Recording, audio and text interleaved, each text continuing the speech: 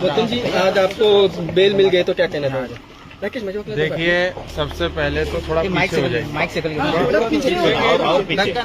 और हो जाते हैं सर। एक मिनट हाँ बोलिए।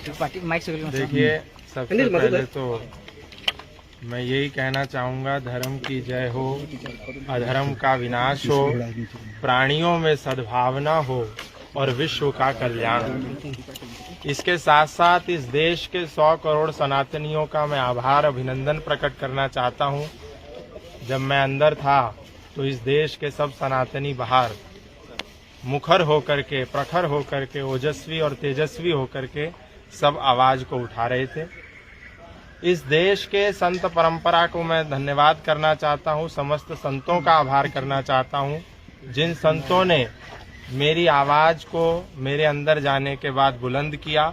और साथ ही इस देश के जितने भी सनातनी योद्धा हैं उनका मैं अभिनंदन और आभार प्रकट करना चाहता हूँ। अधिवक्ता जितने भी गण थे, लगभग 20-25 अधिवक्ताओं की जो समिति बनी थी, उस सभी अधिवक्ताओं का मैं अभिनंदन और आभार प्रकट करना चाहता हूं। और ये कहना चाहता हूं कि इस देश में जितने भी सनातनियों ने मेरी आवाज बनकर के मेरा सहयोग और साथ दिया है, उन सभी सनातनियों का ऋण मैं अवश्य चुकाऊंगा। और उस ऋण को चुकाने के लिए मुझे अपने प्राणों की आहुति भी देनी पड़ेगी, प्राण का बलिदान भी देना पड़ेगा। तो उस बलिदान को देने के लिए भी मैं तैयार हूँ। लेकिन एक बात समझ लें, धर्म की जय हो और अधर्म का विनाश हो, सत्य की जीत होगी।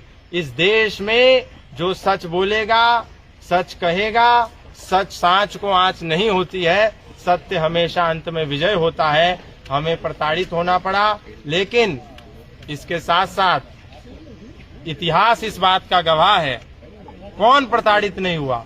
भगत सिंह भी प्रताड़ित हुए 23 साल की उम्र में, राजगुरु सुखदेव, चंद्रशेखर आजाद, राम प्रसाद बिस्मिल और हमारे जोरावर और फतेह सिंह, गुरु तेग बहादुर जी, इन सबको प्रताड़ित होना पड़ा, इनकी बोटी बोटी काट ली गई। और हमारे छत्रपति संभाजी महाराज को तो 1 महीने तक प्रताड़ित होना पड़ा।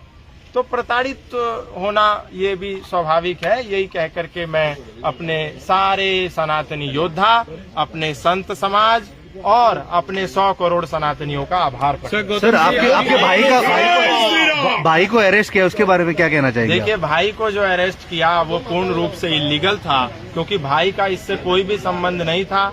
लेकिन फिर इतिहास जब पढ़ते हैं तो पता चलता है